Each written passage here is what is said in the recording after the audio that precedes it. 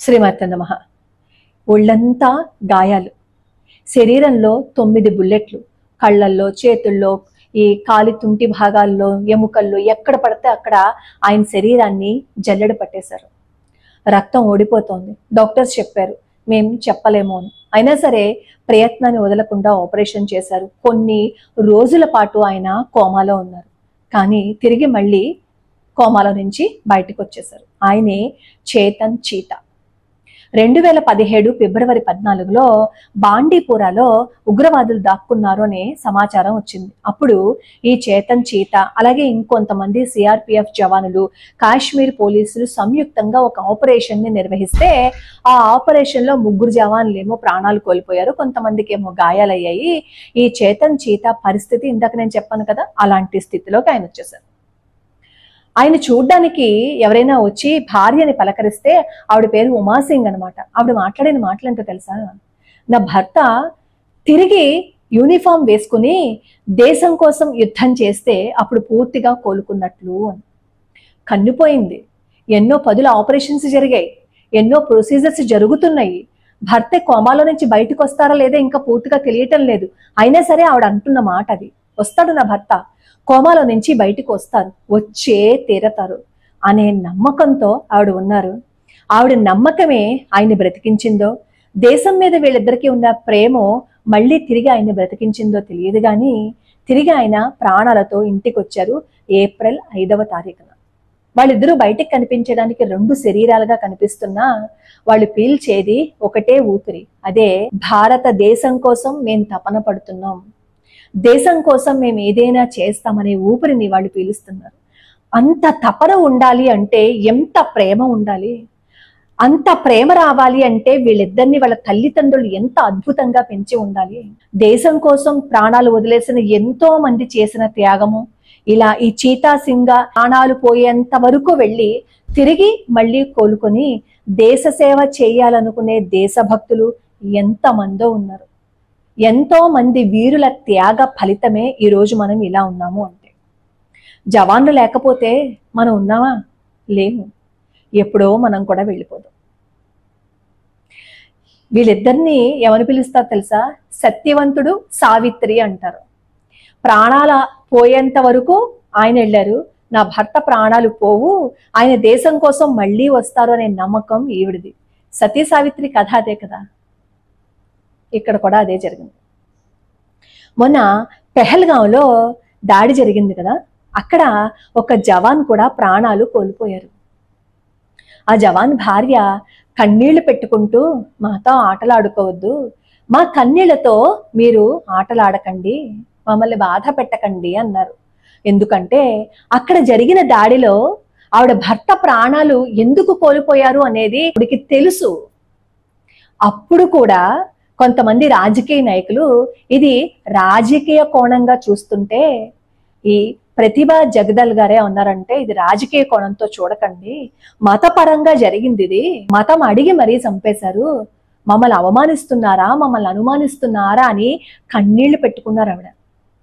మాకు నిద్ర రావటం లేదు, భయం వేస్తోంది, పక్కనే రైఫిల్స్ పెట్టుకుని ఉగ్రవాదులు ఉన్నారేమో అని అనుకుంటున్నాము, అడుగు అడుగునా మేము భయపడిపోతున్నాము, ఆ దుర్ఘటన నుంచి ఇంకా మేము కోలుకోలేకపోతున్నాము అంటూ కన్నీళ్లు పెట్టుకుంటూ బాధాతప్త హృదయంతో ఆవిడ మాట్లాడారు. ఆవిడ ఎందుకు అలా మాట్లాడారో తెలుసా? కొంతమంది సోకాల్డ్ సోడో సెక్యులర్స్ భారతదేశంలోనే ఉంటారు, పాకిస్తాన్ వాళ్ళకి వత్తాసు పలుకుతూ ఉంటారు. సోకాల్డ్ సెక్యులర్స్ ఏమంటున్నారంటే ఇది పూర్తిగా పొలిటికల్ ఇష్యూ అంట. ఒక ఆవిడ మాట్లాడుతోంది, చిన్న తెర నటిలేండి ఆవిడ. ఆవిడకి నటించడంతో పాటు ఇక్కడ కూడా ఇలా చెప్పడం వచ్చేసింది. ఆవిడకి తెలియని విషయం ఏంటంటే ఇది రాజకీయం కాదు, మత రాజకీయం చేశారు అక్కడ. ఇంకొక ఆవిడ అంటుంది, మంచు లక్ష్మి, అక్కడ జరిగిన దాడి బాధాకరమే, కానీ పాకిస్తాన్ వాళ్ళని మనం ప్రేమించాలి, అంత ప్రేమించాలి అని అనుకుంటే ఇప్పుడు పాకిస్తాన్ వెళ్ళిపోవచ్చుగా, ఆవిడ ప్రేమను దగ్గరుండి చూపించచ్చుగా వాళ్ళందరికీ, అప్పుడైతే ఇంకా ఎక్కువ ప్రేమను చూపించచ్చు. అప్పుడు ఈవిడ చూపించిన ప్రేమకి వాళ్ళు ఏ విధమైన ప్రతిఫలాన్ని ఇస్తారో అప్పుడు దేశం అంతా చూడొచ్చుగా. ఇక్కడి నుంచి పాకిస్తాన్ వాళ్ళ మీద ప్రేమ చూపించాలి అని సన్నాయి నొక్కులు ఎందుకు నొక్కడం? ఈ డైలాగులు సినిమాల్లో వేసుకోండి, బాగుంటాయి. అంతే తప్ప నోరు ఉంది కదా అని ఏదొస్తే అది మాట్లాడేకండి. మీకంటే లావణ్య త్రిపాఠి గారి నయ్యం, రష్మి గారి నయ్యం. వాళ్ళు నోరు తెరిచి ఇది ఉగ్రవాదులు చేసిన దాడి, హిందువుల మీద జరిగిన దాడి, ముందు దేశంలో ఉన్న వాళ్ళందరినీ ఏరి పాడేయాలి అన్నారు. నిజమే, మీలాంటి వాళ్ళందరినీ ఏరి పాడేయాలి. పాడేసి ఎక్కడికి పంపించాలో తెలుసా? దేశ సరిహద్దులు దాటించేయాలి. మొన్న జవాను పొరపాటున దేశ సరిహద్దులు దాటితే ఈ పాకిస్తాన్ వాళ్ళు ఎత్తుకుపోయారు కదా, అలా ఎత్తుకుపోయిన వాళ్ళలో కొంతమంది ఎప్పటికీ వాళ్ళ చెరలోనే ఉన్నారు కదా. ఇలా దేశాన్ని గురించి వ్యతిరేకంగా మాట్లాడుతూ పాకిస్తాన్ వాళ్ళ మీద ప్రేమతో ఎవరైతే ఉంటారో వీళ్ళందరినీ కట్టకట్టుకుని తీసుకువెళ్ళి ఆ బోర్డర్ని దాటించేయాలి. సంగతి వాళ్లే చూసుకుంటారు. ఎంత ప్రేమని పంచుతారో అప్పుడు వాళ్ళు స్వ అనుభవంగా తెలుసుకోవచ్చు కదా. అనుభవపూర్వకంగా తెలుసుకుని వాళ్ళు వచ్చి చెప్తారు అప్పుడు వాళ్ళు ఎంత ప్రేమగా చూశారో, ఎంత ప్రేమగా ప్రవర్తించారో. చక్కటి మాట అన్నారు లావణ్య త్రిపాఠి గారు. మొన్న పవన్ కళ్యాణ్ గారు కూడా అదే మాట మాట్లాడారు. దేశంలో ఎవరైతే ఈ పాకిస్తాన్ వాళ్ళకి సపోర్ట్ చేస్తున్నారో వాళ్ళు వెళ్ళిపోండి పాకిస్తాను, ఇక్కడ ఉండడం ఎందుకు అని చాలా చక్కటి మాట మాట్లాడారు. ఒకప్పుడు సర్దార్ వల్లభాయ్ పటేల్ గారు ఇదే మాట మాట్లాడారు. ఈ హైదరాబాద్ విముక్తి వచ్చినప్పుడు అక్కడ కూడా కొంతమంది పాకిస్తాన్ ప్రేమికులు ఉన్నారులేండి. వాళ్ళు కూడా పాకిస్తాన్ గురించి మాట్లాడితే అంత ప్రేమ చూపించేటప్పుడు ఇక్కడ ఉండవలసిన అవసరం లేదు, మీరు వెళ్ళిపోండి పాకిస్తాన్ తట్టా బొట్టా పట్టుకుని, ఇంకా ఆ రోడ్లు తెరిచే ఉన్నాయి కదా వెళ్ళండి అని చెప్పారు. ఆ రోజు పటేల్ గారు ఏమన్నారో ఈ రోజు పవన్ కళ్యాణ్ గారు కూడా అదే మాట మాట్లాడారు. అక్కడ రిషి భట్ గారు కూడా మొన్న చెప్తున్నారు, ఆ జిప్ లైనర్ ఇష్యూలో ఆయన వీడియో బయటికి పెట్టారు కదా, ఆయన కూడా చెప్పారు అక్కడ ఆడవాళ్ళని పిల్లల్ని పక్కకి పంపించేశారట, మగవాళ్ళందరినీ ఒక పక్కకి పంపించారట. అందులో ఐడెంటిటీ అడిగి మరి మన వాళ్ళని కాల్ చేసి కల్మా చెప్పని వాళ్ళని కూడా కాల్ చేశారట. ఆ కల్మా ఎవరు చెప్పరు? హిందువులే కదా చెప్పరు, ప్రత్యక్ష సాక్షులు చెప్తున్నారు. అలాగే ఆ జిప్ లైనర్ లో ఆయన వెళ్తున్నప్పుడు ఆ వీడియోలో వెనకాల ఆ దృశ్యాలు పడ్డాయి కదా, ప్రీ ప్లాన్డ్ గా కదా వాళ్ళు చేశారు.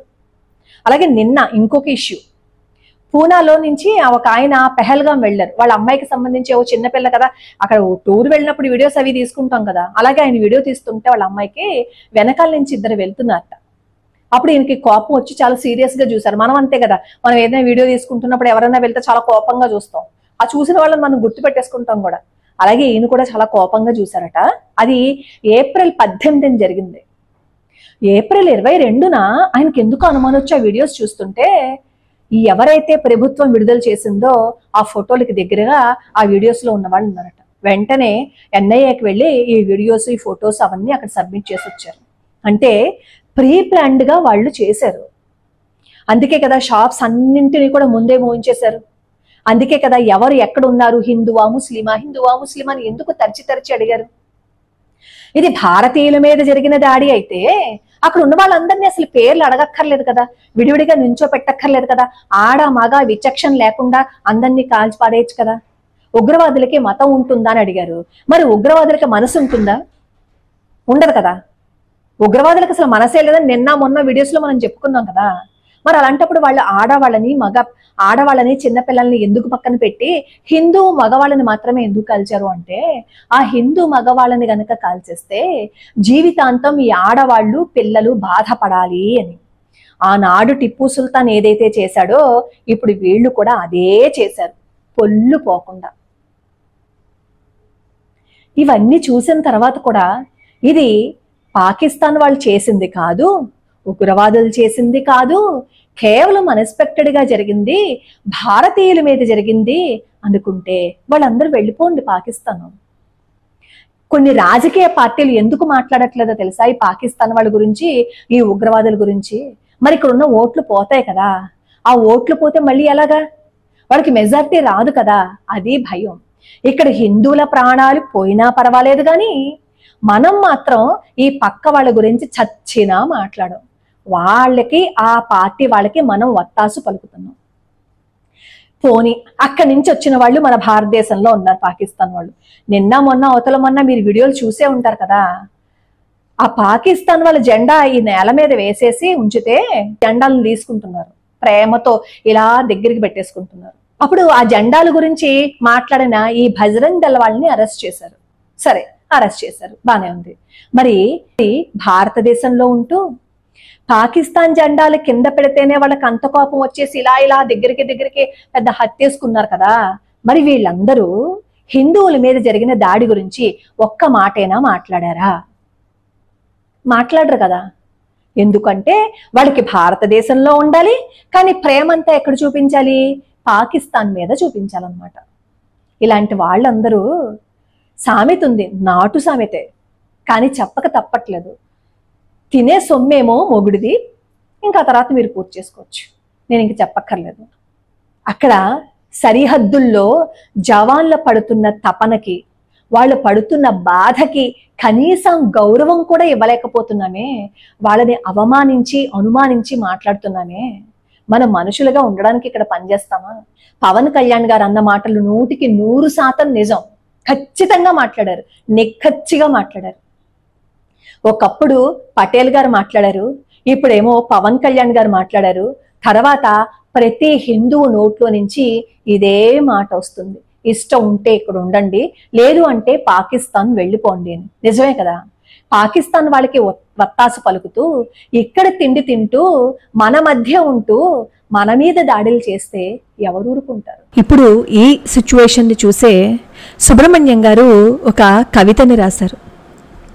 ఉగ్రవాదులను చూస్తే భయం వేయటం లేదు, హతశేషులకు శాంతి పాఠాలను చెప్పే వాళ్ళను చూస్తేనే భయం వేస్తోంది.